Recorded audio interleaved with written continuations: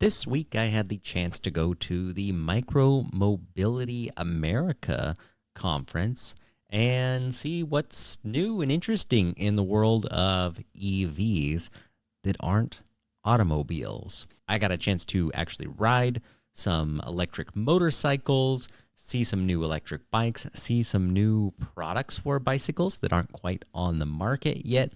So I just want to quickly tell you what I saw there, what my favorite things were, and perhaps where this means things are going in the future.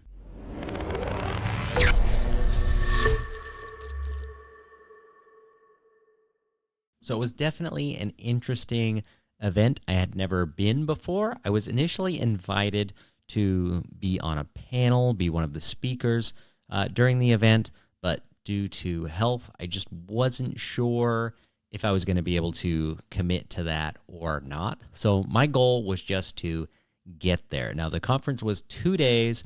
I decided, you know what, if I can just get there one day and hopefully see everything I want to see and talk to everybody that I want to talk to, that'll be good enough. Maybe I can do more at this event another time. So thankfully, I was able to get there for an entire day and I think see and talk to everyone there. It definitely did make for a quick trip to San Francisco and back, but I do think it was well worth it. There are a few electric motorcycles that I've really wanted to see in person, and I got the chance to not only see them, take some video, which I'm going through and editing now. I'll put out some videos on that later, but it was awesome that I was able to talk to the designers, the owners of the companies, and then actually get to go on a ride. I wasn't expecting, anything more than just being able to see the bikes in person. But for the Rivet Anthem, I was able to not only get on the motorcycle, but they were like, all right, well, let's take it out on the road, on the streets, because we really can't show you what it could do in the parking lot. So that was probably one of the highlights of the event for me, because I love everything electric on 2 wheels, 3 wheels, 4 wheels. I really do like motorcycles, so that was a lot of fun. It wasn't my first experience on an electric motorcycle. And now when I say motorcycle in this context, I mean like fully street legal, plated, highway, freeway capable bike.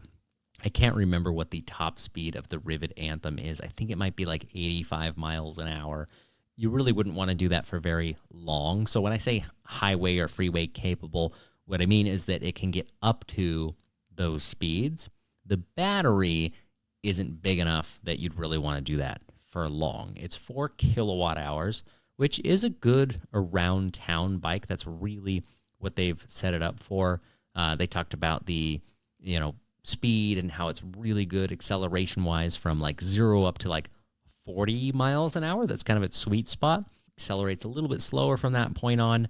I did confirm that, yes, it does go up to highway speeds on a quick little sprint just to check it out. But I would say my biggest thing overall on the Rivet Anthem was that it was just a quality built bike. Everything felt really nice, very well polished.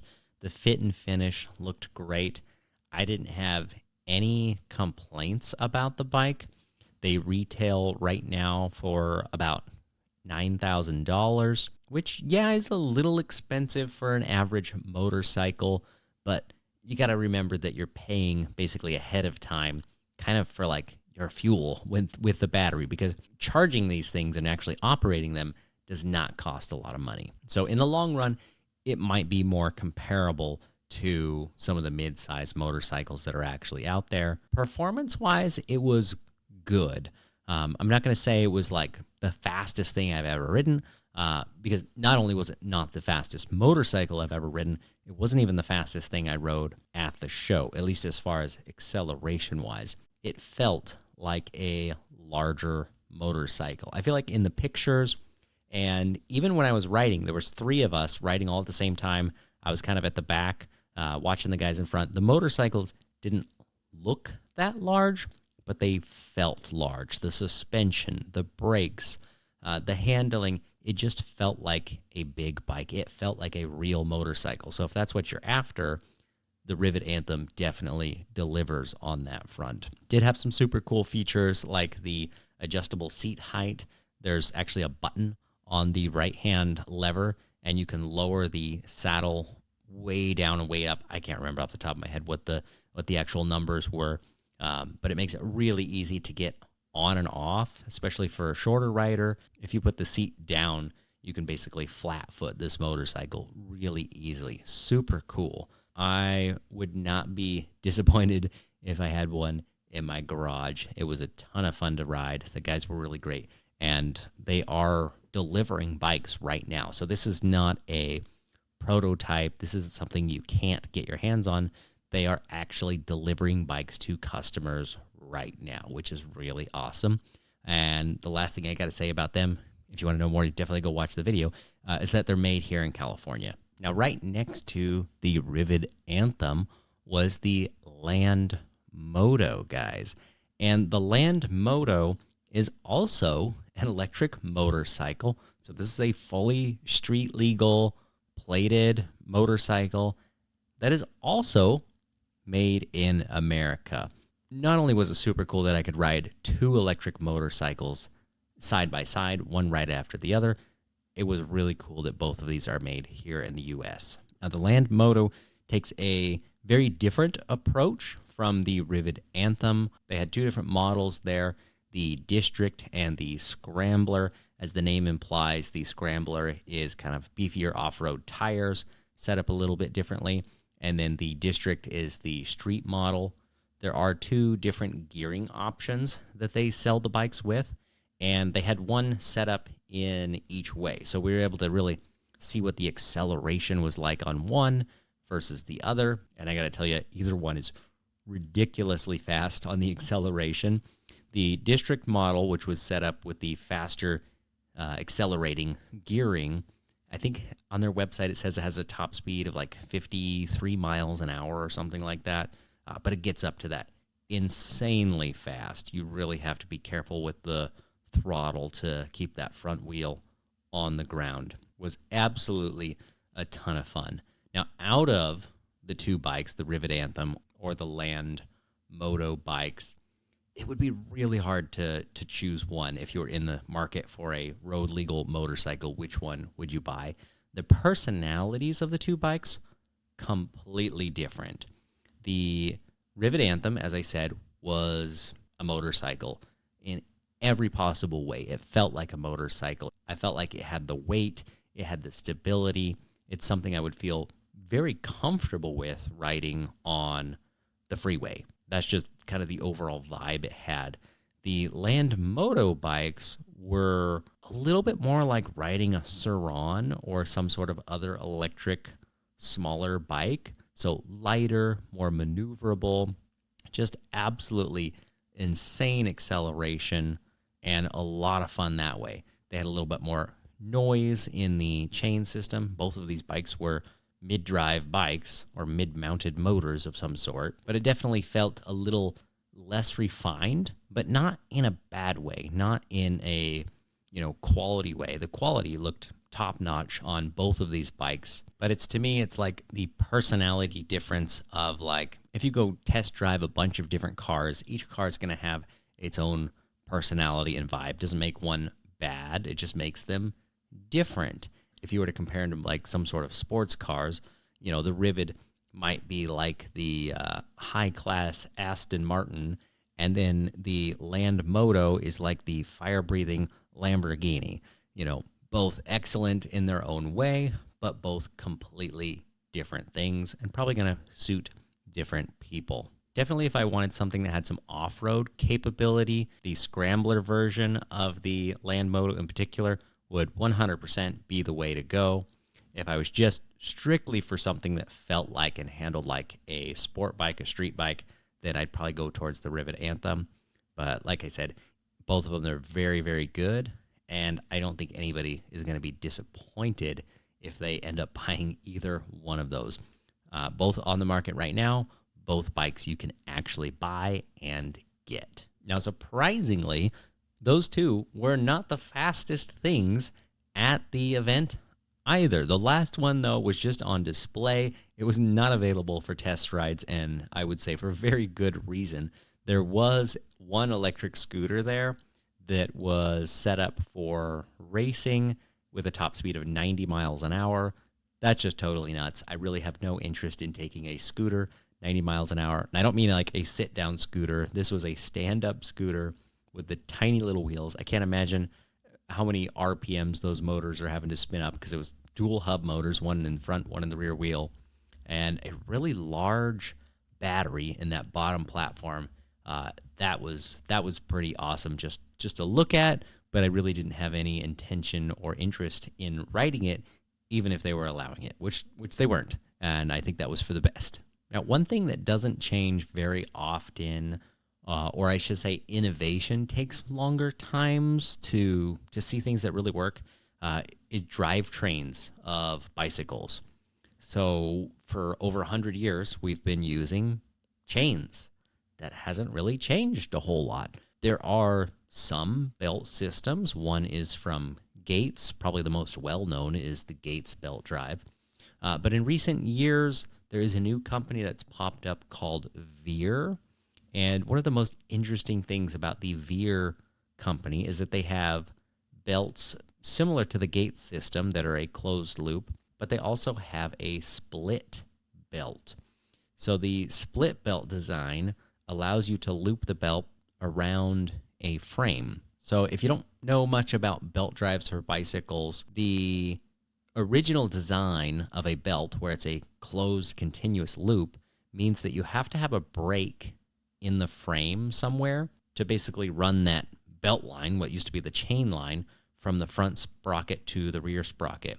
Now, some frames are designed so that line goes underneath the frame, but some go through that rear triangle, and in some cases, they design a split, a mechanical piece of the frame somewhere that actually comes out so you can feed the belt through. Biconit is an example of that. The MD1000 that came for a while. They're not really available right now, but with a belt drive system using a roll-off hub in the back. Awesome setup. I really like it. But it has that split system. There's a chunk of the frame that you can unbolt and then slide the belt through. Now, with a split belt, that means you could theoretically install a belt drive on any bicycle, and the frame didn't have to be designed for it to begin with. So that was kind of their initial thing at launch that was really unique, and they were making belts for anything from electric bicycles up to, really high-powered applications. They make belts for motorcycles and all sorts of things as well. But one thing they showed off at this event was an entirely new drivetrain shifting mechanism that not only have I never heard of, I've never seen, and I've never even imagined anything like this. Typically, if you've got a belt drive, you have a front sprocket, you've got a rear sprocket, and you just have a single speed. Unless you incorporate some sort of internal hub mechanism. That could be a roll-off, which is a 14-speed hub. Shimano makes several different types. They have an 8-speed. They've got an 11-speed. I'm running one of those on my Velomobile that I'm building right now. You also have the Schlumpf drive, which installs in the bottom bracket up front, which is a 2-speed system. There's one more company called FNEO. I'm not sure if they're still in business. I've heard mixed things lately, and I haven't looked it up yet, which was a 3-speed system, which fit into the front bottom bracket as well. So you don't have a traditional derailleur and gears setup. So the belt is never actually changing the number of cogs, front or rear. You're having to use some sort of internal mechanism for gearing, which makes for a very clean driveline setup, both maintenance-wise and just looks-wise. And that's the whole idea of a belt, and the benefit to it is that it's long-term reliability is what you really want. You don't have the grease of the chain. You don't have the stretch of the chain. In theory, most belt systems should last longer than a typical chain would. But what Veer was showing off, and there was no pricing information on this. I don't remember if they had a name for it, but this is something that's coming out middle of next year, I think they said. It was fascinating because you had a fixed pulley or sprocket up front, and the sprocket in the rear had a 2-speed setup. So it was a belt drive, but it was changing the size of the pulley on the back. And it's going to be really hard to wrap your head around this. I hope in the future I can see one of these again and we can make a more detailed video about it. I've got a short little clip of it that I'll share at some point because it was pretty fascinating. So imagine you take the cassette off of a wheel and you install this new system on it, and it looks like a single gear that has teeth designed for a belt. But the gear is divided into sections. I didn't count how many of those there were. Let's just say there's 8 different sections of this gear. If you imagine each little triangular section of this gear as you go around, imagine it's like the face of a clock, and you have the different triangular sections of it just on the outside. So you got a few teeth in one spot, a few teeth, as you go around the clock, and an even number each time. And each one of those sections could rotate 180 degrees so that when they rotated, one side of the pulley, I guess you could say, is a certain diameter and the other side is a different diameter. Basically, when the teeth are not engaged, they rotate into the smaller or larger size.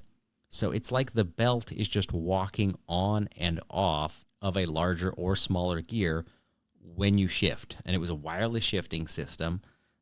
The mechanism inside, I don't know how it works. They didn't have that open, and they said it's a little bit complicated, which I can certainly imagine. This is like a Swiss clock in a way, but it didn't look fragile or anything. I mean, it looked like a very stout design, but they managed to make a belt system have a 2-speed drivetrain. And I know that my explanation is not doing any justice at all, but it was really fascinating to watch it work in person, and I'm definitely looking forward to seeing more of that.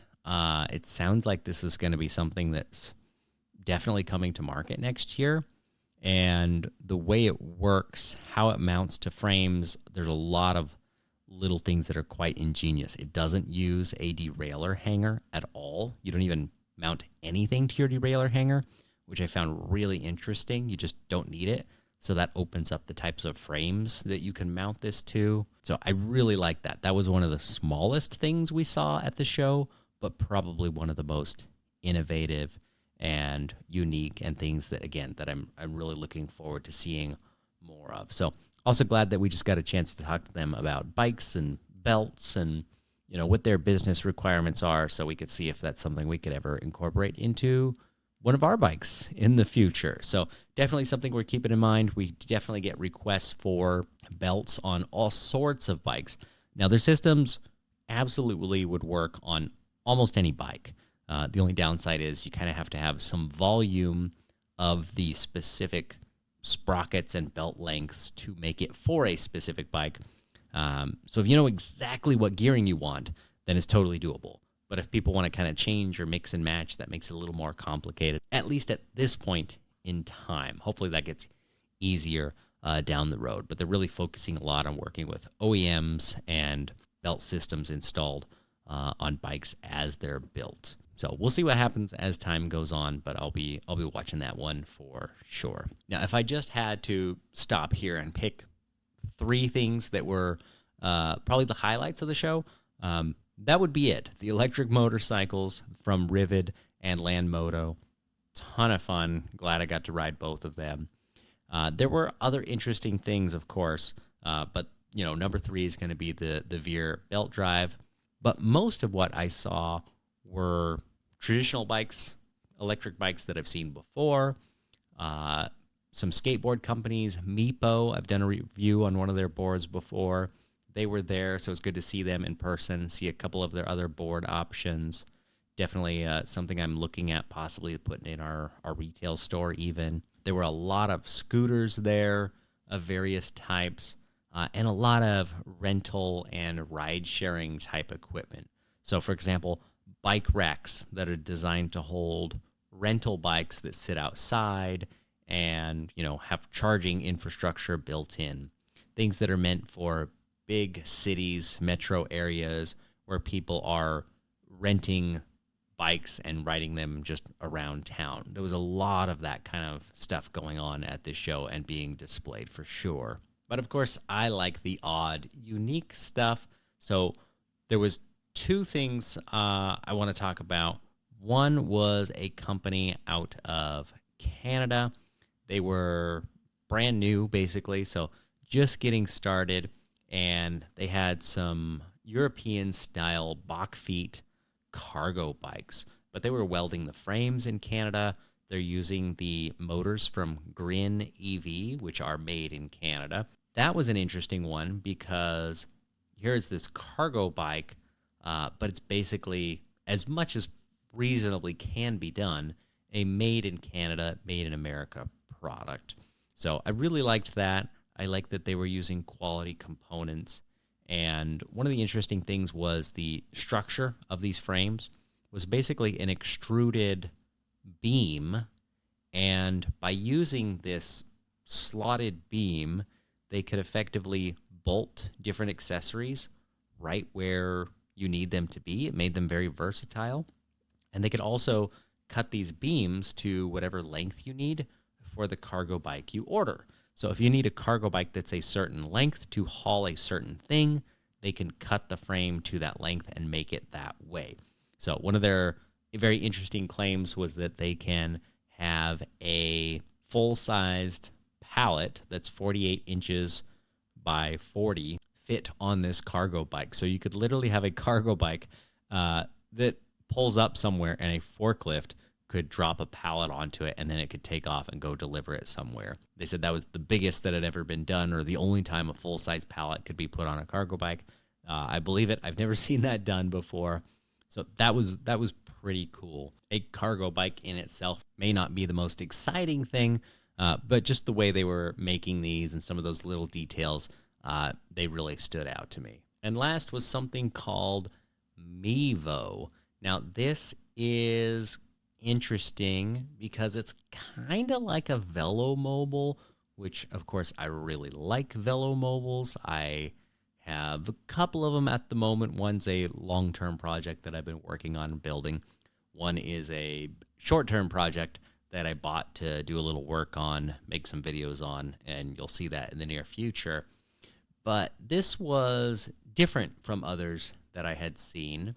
Now, the company that originally developed this spent, I won't say the exact number, but they spent tens of millions of dollars developing this trike that's very upright, has kind of a shell around it to protect you from the elements, and then they went bankrupt. So a company bought what was left of that, and they were at this event. And they do other things. They do traditional electric bikes, some of which I hope we'll have our hands on very soon. They had some crazy snow bikes that, have tracks front and rear, all sorts of interesting stuff.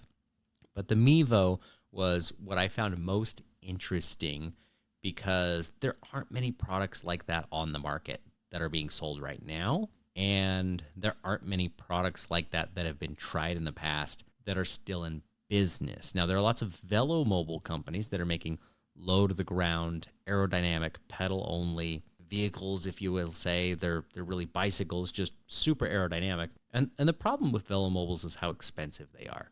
You're talking $10,000, $12,000, $15,000 for some of these carbon fiber machines that don't even have a motor. Now, that's what they're made for.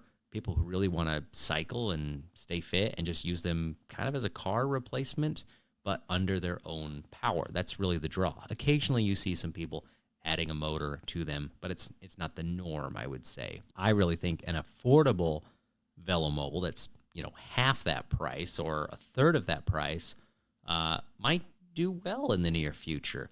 Electric bikes are well accepted now. I think an electric velomobile, something on three wheels with a body around it to protect you from the weather, have improved aerodynamics, something you can use like an e-bike but year-round. We might be at the point where something like that is taken more seriously and will actually sell.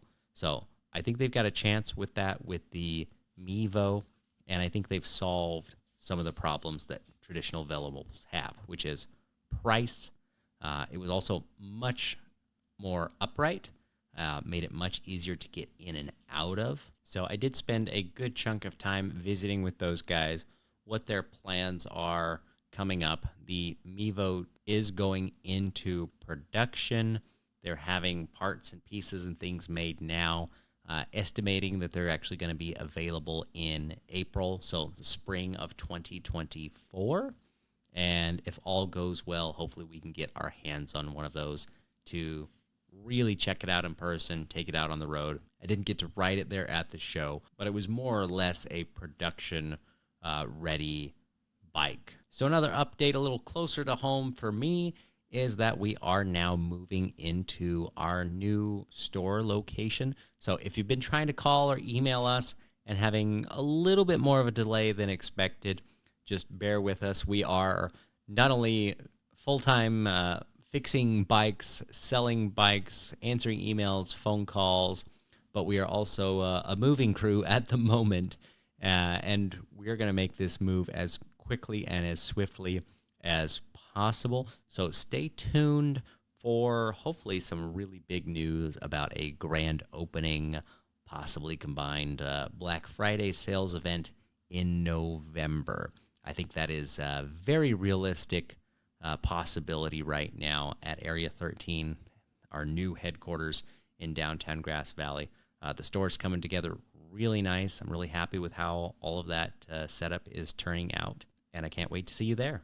Thanks again for joining another episode of the Area 13 podcast. If you want to know more about electric bikes, head on over to area13ebikes.com. If you want to see that video on those electric motorcycles, make sure to subscribe to the second channel, Area 13 Mischief. I'm editing those videos, and I'll have those up in just a few days.